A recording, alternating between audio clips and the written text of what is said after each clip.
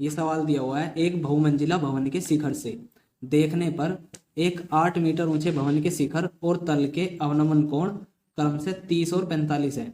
बहुमंजिला भवन की ऊंचाई और दो भवनों के बीच की दूरी ज्ञात कीजिए। तो सबसे पहले इसका चित्र बना लेते हैं। ठीक है, इसने कहा है एक बहुमंजिला भवन है, तो ये सपोज कर लो ये हो गया हमारा भवन। ठीक है, और के शिखर से देखने पर एक 8 मीटर ऊंचे भवन, तो 8 मीटर ऊंचा भवन आपने यहाँ बना लिया। ठीक है, अब आगे कहा है कि शिखर के अवनमन कोण तो 30 है, तो यहाँ से शिखर, तो अवनमन कोण बनता है नीचे की तरफ। ठीक है, यहाँ से इसको क्षैतिज लाइन दे देंगे, यहाँ से ये बन गया हमारा अवनमन कोण 30 डिग्री का। ठीक है, उसके बाद कह रहा है तल का अवनमन कोण कितना है 45। तल का अवनमन कोण कहाँ से बनाएंगे, यहाँ से ही बनाया, ये यहाँ से यहाँ बना 45 का। ठीक है, अब इसके बाद ये कह रहा है बहुमंजिला भवन की ऊंचाई, बहुमंजिला भवन की ऊंचाई होगी ये। ठीक है, इसको मान लिया हमने, कह दिया h। उसके बाद ये कह रहा है दो भवनों के बीच की दूरी, ये बता दी। तो दो भवनों के बीच की दूरी क्या हो गई, ये वाली, इसको नाम दे दिया a b c और d। ठीक है, तो सबसे पहले अभी एंगल कहाँ बनाएंगे, नीचे बना लेंगे, एक ही लाइन खींचेंगे जो किसके बराबर, ए बी किसके बराबर होगी, सी ई मान लेंगे इसको। ठीक है, तो ये चित्र है हमारा इसका, जब हम चित्र बना लेंगे तो हमारा पूरा सवाल भी हो जाएगा। तो सबसे पहले देखो ये जो है जेड बना रही है यहाँ पे, तो ये 30 जो है हमारा 30 का कोण यहाँ आ जाएगा। अब ऐसे ही ये जो जेड बना रहा है 45, वो यहाँ पे बना रहा है, तो ये 45 यहाँ आ जाएगा। ठीक है, बी सी छोटा भवन है, इसकी 8 मीटर की ऊंचाई दी हुई है ना। तो अब आगे क्या करेंगे, देखो बी सी यानी ए ई भी कितना होगा 8। तो अगर ए ई 8 है, यहाँ पे लिखा हमने ए ई बराबर है बी सी के और बी सी बराबर है 8 के। ठीक है ना, तो ए ई भी कितना हो गया 8 मीटर। पहली चीज तो ये क्लियर हो गई। अब दूसरी चीज क्या है कि जो ए डी है, आप ए डी देख रहे हो, ए डी को हमने क्या माना हुआ एच, माना ए डी बराबर एच, ए डी मतलब भवन, जो बहुमंजिला इमारत है उसका एच मान लिया उसे। तो अब यहाँ से हमारा जो टारगेट है वो निकालना है डी। डी अगर हमें पता चल जाए तो हम ऊपर वाली और ये नीचे वाली दोनों को जोड़ देंगे और बस आंसर आ जाएगा। तो सबसे पहले लिखा यहाँ डी ई, डी किसके बराबर होगा, अगर मैं ए डी में से ए ई घटा दूँ, ए डी माइनस ए ई, तो ए डी में से ए ई घटाने के बाद बचा हमारा, ए डी था एच और ए ई है 8, तो ये डी ई आ गया, डी बराबर एच माइनस 8 मीटर। तो अब देखो सबसे पहले हम क्या करते हैं, हम इसमें बड़े वाले के ये छोटे वाले में लगा लो इसमें। तो हमने लगाया tan त्रिभुज कौन से में, डी ई सी में, त्रिभुज डी सी ई में, डी सी ई में tan कितना 30, tan 30 बराबर लंब बटे आधार, लंब है टी, आधार क्या हुआ ई सी। यहाँ पे वैल्यूज पुट करी, tan 30 की वैल्यू हो गई 1/√3 बराबर डी, डी की वैल्यू निकाल ली थी है h माइनस 8 बटे ई सी, ई सी जो का तो रख दो, ई सी आया, ई सी बराबर ये यहाँ चला गया, ये इसके गुणा में चला गया, √3 h माइनस 8, ये ई सी आ गया। अब इसे ऐसे यहाँ पे छोड़ दो और एक कोई भी एक समीकरण मान लो इसको, अब आगे लेके चलो इसे। ठीक है, आगे यहाँ पे देखो इसे, तो अब बड़े वाले में लगाओ, इसमें इसका नाम लिखो त्रिभुज ए बी डी में, त्रिभुज ए बी डी में क्या लगाओगे, क्या है tan 45, tan 45 बराबर ये जो है ना ये tan 45। अब इसमें लंब, लंब क्या हुआ ए डी, लंब बटे आधार, आधार क्या हुआ ए बी। ठीक है, tan 45 एक है, ए डी कितना है एच और ए बी तो ए बी है। अब ए बी की यहाँ मल्टीप्लाई करी, ए बी बराबर हो गया किसके, एच के, ए बी एच आ गया। अब इसको दूसरी मान लो समीकरण। अब यहाँ से देखो ए बी और ई सी दोनों क्या है, यहाँ पे लिखोगे चूंकि ए बी बराबर है किसके, सी ई के। अब दोनों को बराबर रख दोगे, कौन से को, ये देखो ई सी की वैल्यू ये रही और ए बी की वैल्यू ये रही, दोनों को बराबर रख दो। तो एच बराबर √3, इसकी गुणा कर लो अंदर, √3 h माइनस √3 8 गुना 8 लिख लिया। एच वाले एक साइड ले आए, एच वाले एक साइड लेके आए तो ये माइनस हो गया, तो 1 माइनस √3 बराबर ये बचा माइनस का √3 गुना 8।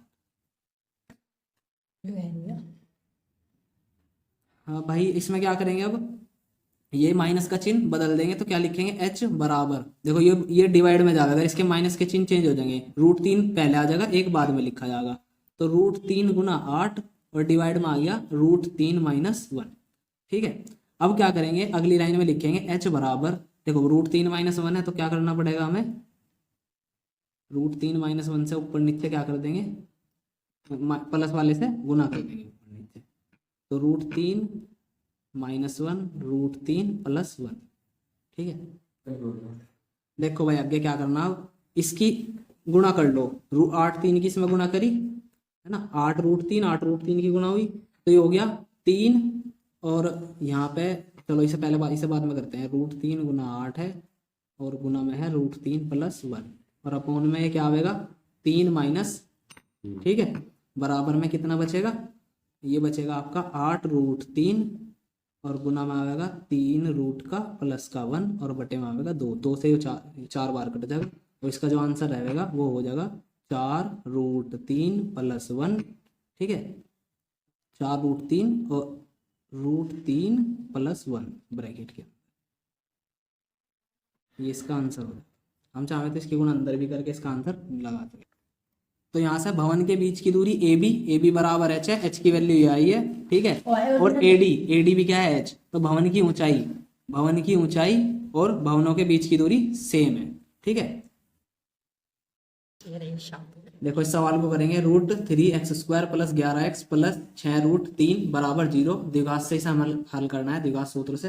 तो सबसे पहले द्विघात सूत्र क्या होता है, देखो x बराबर -b plus minus √b² minus 4ac बटे 2a, ये द्विघात सूत्र है, इससे हमें इसे हल करना है। तो सबसे पहले ABC लिख लो इसके, a बराबर क्या हो जाएगा √3, जो भी x² की गुणा में है वो a हो जाएगा, और जो भी x की गुणा में है वो b हो जाएगा 11। ठीक है, अब c बराबर क्या होगा 6 √3। ठीक है, जो जिसमें x और x² कुछ नहीं है वो हमारा c हो जाएगा।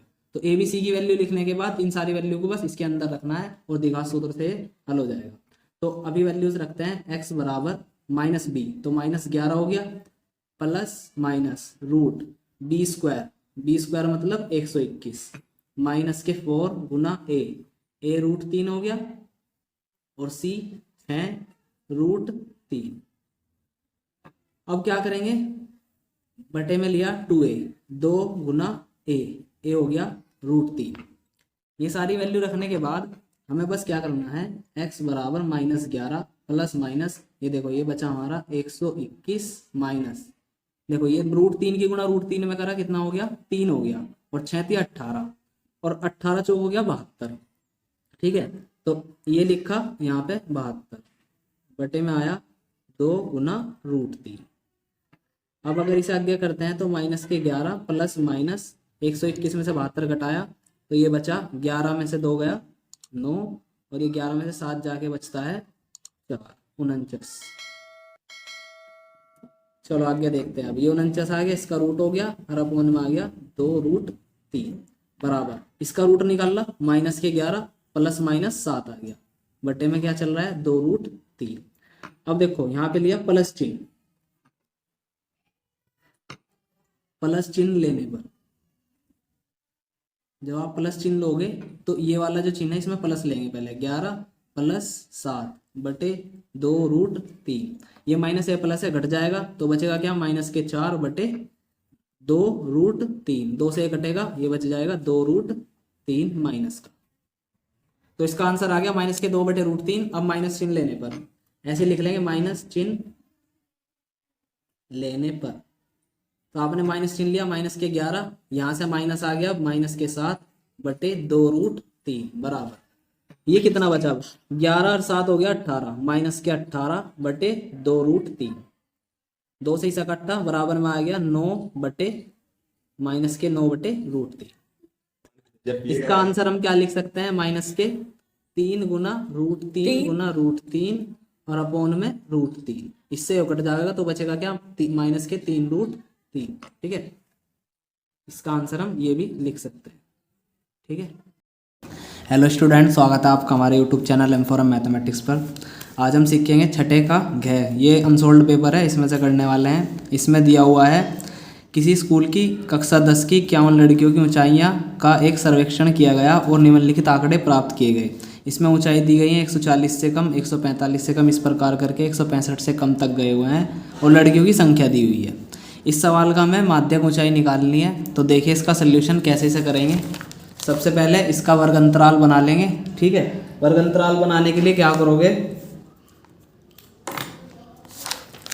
जो ये दिया हुआ है 140 से कम, ये पहले वाला जो का तो रखेंगे बस 140 से कम, फिर उसके बाद 140 से बनाना शुरू कर देंगे ऐसे, 140 से 145, फिर 145 से 150 और उसके बाद ऐसे ही 165 तक चले जाएंगे। अब ये जो दी हुई है, ये लड़कियों की जो संख्या दे रखी है, ये हमारी संचयी बारंबारता है। ठीक है, संचयी बारंबारता। अब हमें इसको यहाँ पे लिख लेना है संचयी बारंबारता को, है ना। यहाँ पे आपने ये सारी संचयी बारंबारता लिखी जो यहाँ पे लिखी हुई थी, इधर इस कॉलम में लिख ली। अब आपको बारंबारता बनानी है, संचयी बारंबारता से बारंबारता बनानी है। कैसे बनाओगे, 11 में से 4 घटाओ 7 लिख दो, 29 में से 11 घटाओ 18 लिख दो, 40 में से 29 घटाओ 11 लिख दो। तो नीचे वाले में से ऊपर वाला घटाते चले जाओ और आपको आपकी बारंबारता मिल जाएगी। तो जो कमतर वाला होगा, ये इस ग्राफ का नाम क्या है, कमतर वाला ग्राफ। तो कमतर वाले ग्राफ में आपको क्या दिया होगा, संचयी बारंबारता दी हुई होगी और हमें क्या बनानी होगी, बारंबारता। ट्रिक क्या है, नीचे वाले में से ऊपर वाले को घटाते चले जाओ और आपकी बारंबारता आ जाएगी। उसके बाद क्या करना है, सिंपली देखो हमारे कितने आए हैं, सिग्मा fx आया हुआ है 11, सॉरी सिग्मा fx आया हुआ है 51। अब इसे क्या करेंगे, सिग्मा fx का आधा करा, कितना आया 25.5। ठीक है, अब 25.5 को तुम संचयी बारंबारता में देखोगे कहाँ है, 25.5 किस में आएगा, 29 वाले कॉलम में। 29 वाले के सामने आपने देखा 145 से 150, तो इसका नाम क्या हो जाएगा, माध्यक वर्ग। 145 से 150 क्या है, माध्यक वर्ग। अब माध्यक वर्ग की निम्न सीमा L हो जाएगी और उसके बाद उसी तरह F हो जाएगा ये। ठीक है, माध्यक वर्ग के सामने वाला जो भी होगा वो F हो जाएगा और उसके ऊपर वाला CF हो जाएगा। अब आपको क्या करना है, बस H, इनका अंतर 5 हो गया। माध्यक बराबर होता है L + n/2 - CF upon F into H। L की जगह उसकी वैल्यू रखी प्लस 25.5 माइनस 11 अपॉन 18 लिखा, गुणा 5 कर दिया। अब इन्होंने इसमें से इसको घटाया, ठीक है, और घटाने के बाद बटे में 18 और गुणा 5। फिर उसके बाद क्या कर रहे हैं, ये इन तीनों को सोल्व कर लिया। सोल्व कर किस तरीके से, इसकी गुणा इसमें की और 18 से भाग कर दी। उसके बाद 145 बिल्कुल अलग है और 18 से भाग करने के बाद 4.03 आया और इन तीनों को जोड़ दिया। ठीक है, और ये हमारा 149.03 इसका आंसर आ गया, जो कि किस में बैठ रहा है, माध्यक वर्ग 145 से 150 के बीच बैठ रहा है।